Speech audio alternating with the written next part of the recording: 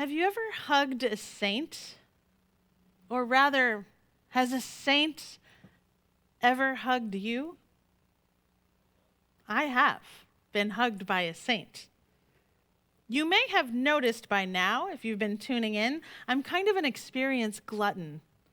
I know some of you are kindred spirits. You want to bite your teeth into life, live the adventure as though on a perpetual dare. Actually, I feel like Don Milton is a lot like this too. So when your coworker turns to you and asks, do you want to leave work and go hug a saint? You say yes. Which is how I met Sri Mata, very long name Devi. I'm not going to try and pronounce her name, it is very long, but she is known to millions as Amma, the hugging saint, the hugging guru. And there I think you can see a picture of Amma hugging someone. Amma, meaning mother. The authorized story of Amma's life, which has been translated into 31 different languages, intertwines a tale of grinding Indian poverty along with the fantastical. She was born poor into a low caste, but as a child, she would give away whatever valuables the family had to the less fortunate, which prompted her father to brutally punish her.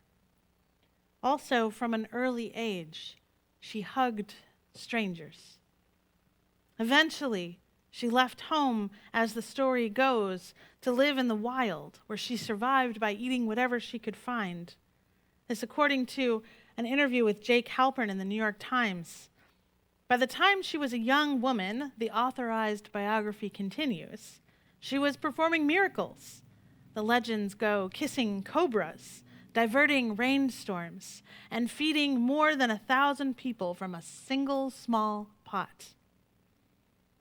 Gurus emerged thousands of years ago in India as learned explainers of the Upanishads, philosophical teachings underpinning the Hindu religion. Now, the guru typically was always someone to be awed. You stand back, you keep your distance from a guru, and you are dazzled by their wisdom. They are generally not big on snuggling. But Amma turned this entire notion, thousands of years of guru tradition, on its head by combining the role of the spiritual guide with that of the mother who protects and comforts.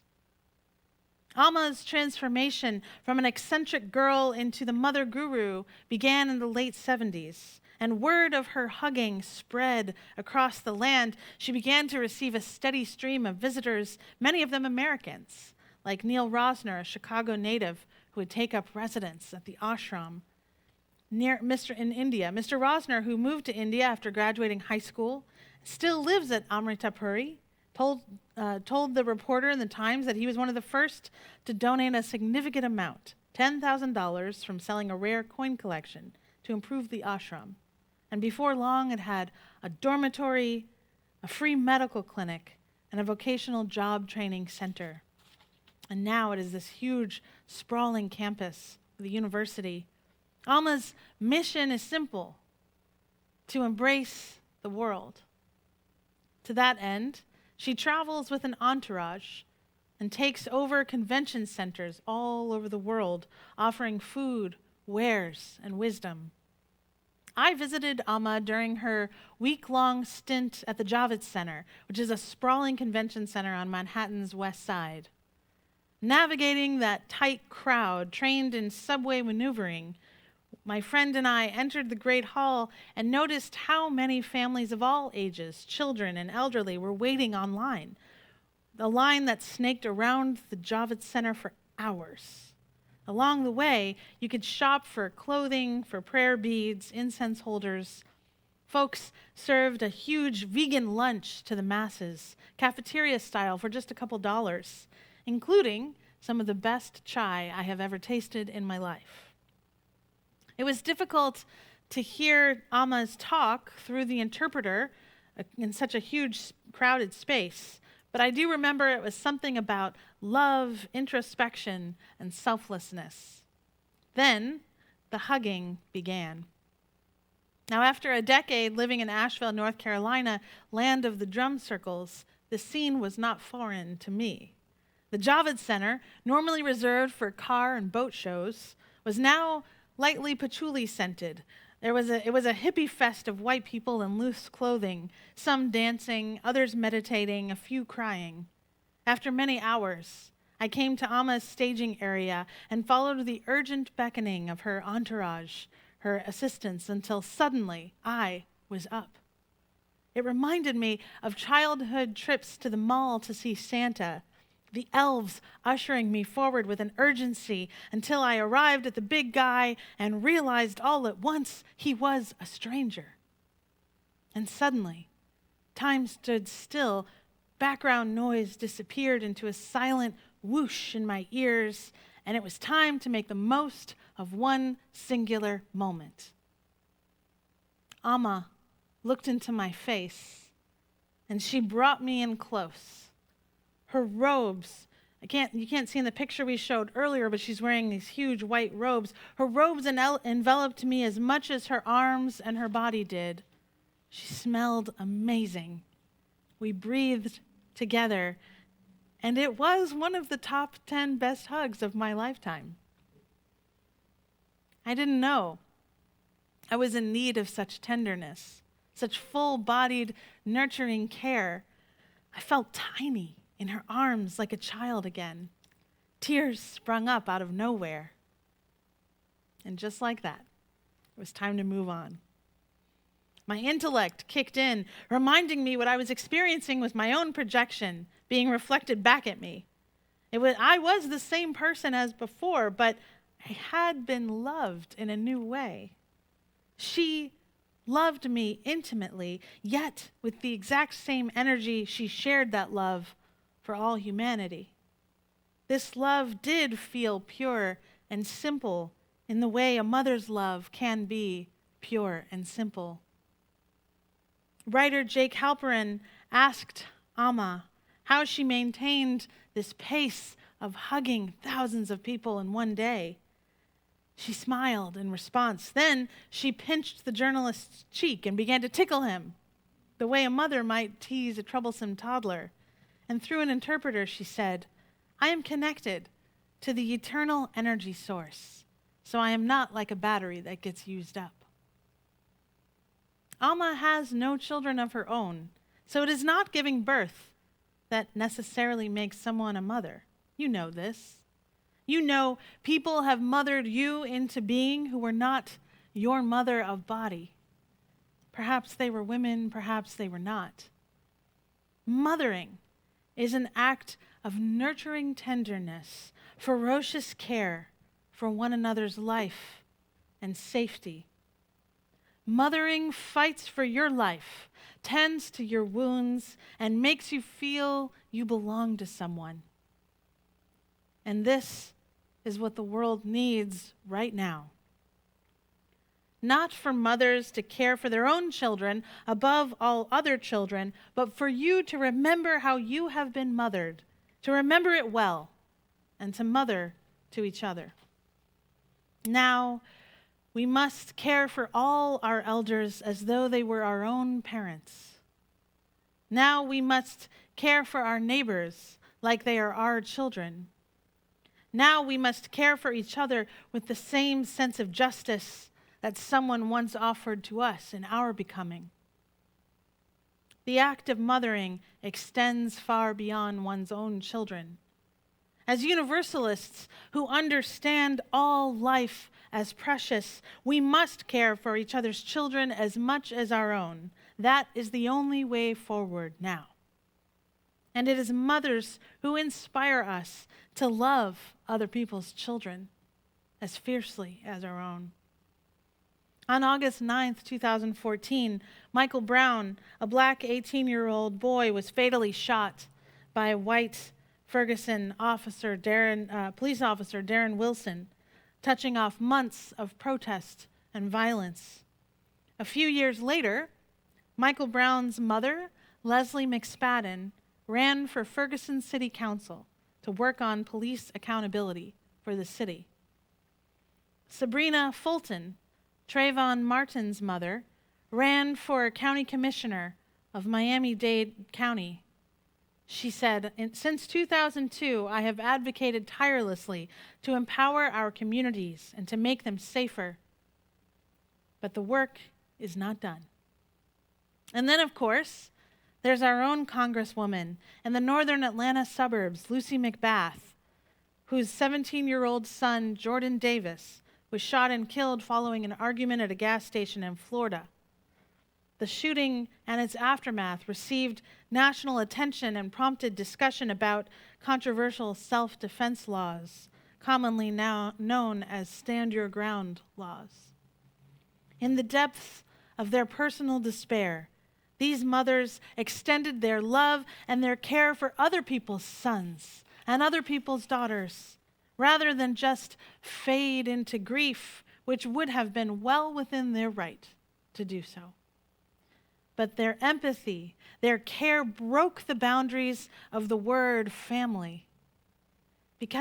Maybe it was because African American families and communities often include a more expansive sense of family, with extra cousins and aunties and uncles as a means of solidarity and survival. These mothers felt like taking their mothering out into the political landscape. Mothers who lost sons to the white supremacist state violence, ready to fight for other mothers' sons and daughters.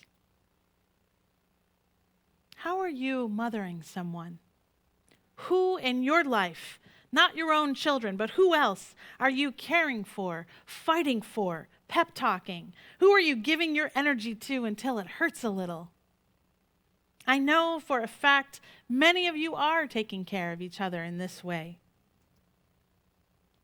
And you know, all genders can mother each other. The poet Alok Vaid-Menon writes, "I am sorry that it took a virus to help me remember that simple fact that we breathe the same air."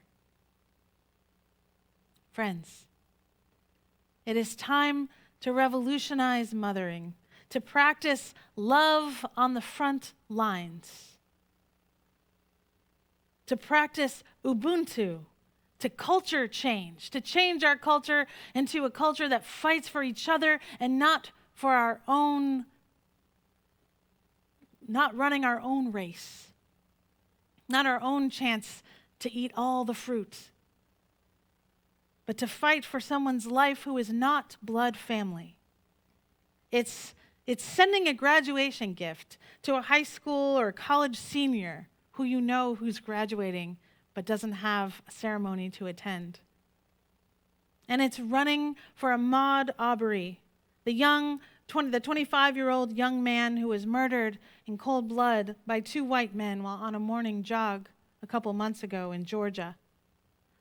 It's running for him on his birthday, signing petitions and sending money to his mother, Wanda, for funeral expenses, and fighting like hell for a more fair and just Georgia, for justice for all children, Black children especially, but all children too. It is caring about school board races and education issues, though you have no children.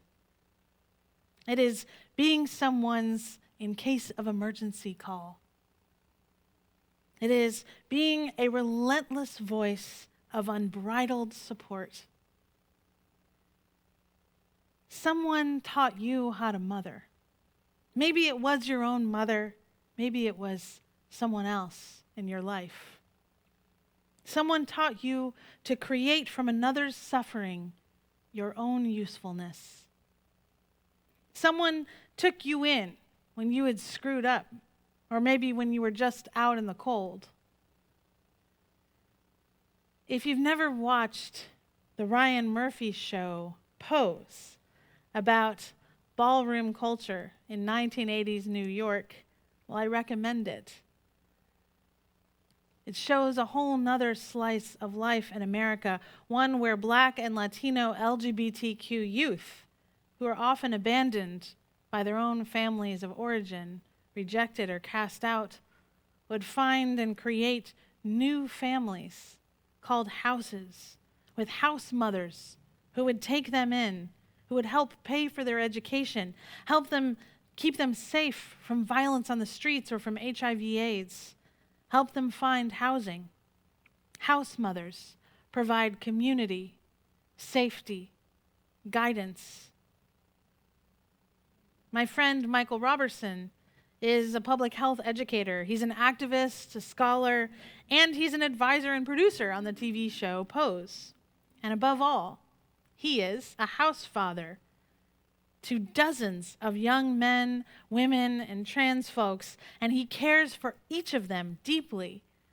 I'm friends with him on Facebook. He's always posting photos of them, attending their graduations with them, keeping watch over their safety and their development over the years, like any good mother would. His love for his children is fierce. And maybe it's because he wears camo all the time and he talks about voguing all the time, but I would describe it as militant tenderness. In fact, in an interview, he described it as militant tenderness. Someone passed down an old recipe to you. Someone brought you soup when you were sick. Someone came to all your performances. I remember that hug from Amma like it was yesterday. It's the same hug I offered to you on Sundays in the receiving line. It's the same hug you offer to someone who needs a little TLC today. And I'm glad I remember that hug. I didn't know how long I would have to go without hugging people. We have never needed mothering more than we do right now. The mothers within ourselves, be they voices in our heads full of mundane nuggets of wisdom, or just a feeling of total comfort. That's the eternal energy flowing across time, across generations of mothers carrying on the tradition of showing up to someone's hardship, showing up to someone's life. So today, let us celebrate not just mothers, but all the ways we mother to each other. Pure selflessness. Maybe just a moment in a relationship, maybe the entire relationship. But each of us, if we do try, can be like Amma, embracing the whole world. May it be so. Blessed be. Amen.